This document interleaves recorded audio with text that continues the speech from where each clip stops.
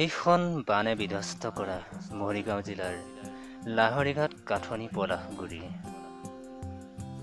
যিখন গাঁৱত মোৰ শৈশৱ পাৰ কৰিছিলোঁ।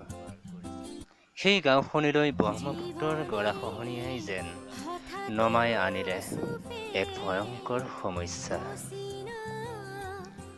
সেই গাঁওখন আৰু এতিয়া আগৰ দৰে হৈ থকা নাই।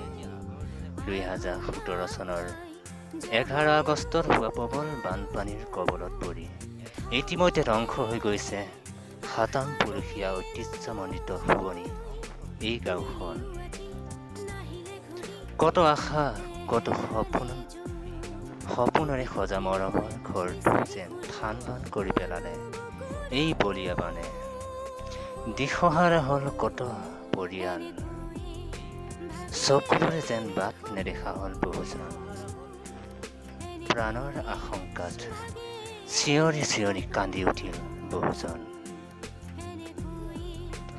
ব্ৰহ্মপুত্ৰৰ বাঢ়নী পানীয়ে নিমিষতে যেন ভাঙি পেলালে বহুজনৰ ৰঙীন সপোনবোৰ।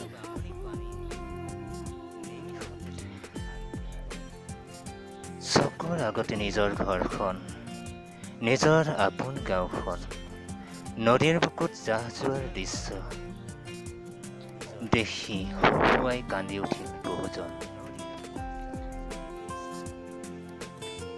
মুখত এটা হাঁহি আৰু মনত দুখৰ বোজালৈ জীয়াই থকা এই গাঁৱৰ মানুহবোৰৰ অৱস্থা দেখিলে হয়তো আপোনাৰো যেন চকুলো নোলাব, তাৰ কোনো মানেই নাই।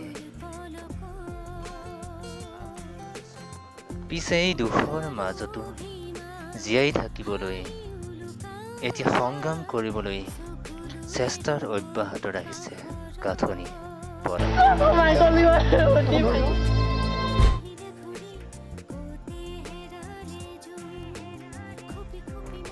এদিন দুখৰ বোজা আঁতৰিব, সুখৰ নিজৰা বব।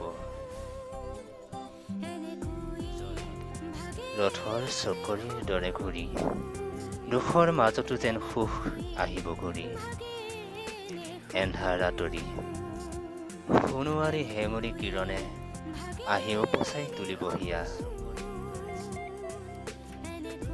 সেইদিনাই মনৰ উলাহতে হাঁহি হাঁহি কম, চোৱা সৌৱা সূৰ্যৰ হেঙুলি কিৰণে আহি ধৰা দিলেহি মোৰ দুচকুত।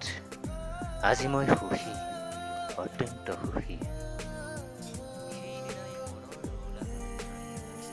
আপোনালোকৰ যদি ভিডিঅ'টো চাই ভাল লাগিছে তেতিয়াহ'লে লাইক কৰিব, শ্বেয়াৰ কৰিব আৰু লগতে ছাবস্ক্ৰাইব কৰিব নাপাহৰিব। আৰু এই ঘণ্টাটো কিলিংকৈ বজাই দিব।